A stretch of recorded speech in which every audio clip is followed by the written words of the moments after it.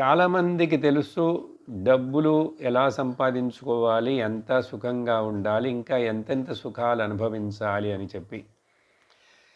నాకు ధనం ఎక్కువ ఉంటే నేను ఎక్కువ సుఖాలను అనుభవించగలను. దానికోసం అధర్మం చేసైనా సరే నేను ధనం సంపాదిస్తాను, నాకు సుఖాలు వస్తాయి. ఇలా ఎక్కువ మంది ఉంటారు.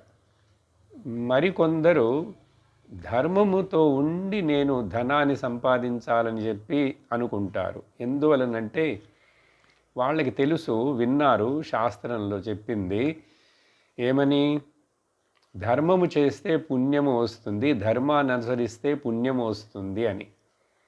అప్పుడు ఆ పుణ్యము కోసం ధర్మమును చేస్తారు.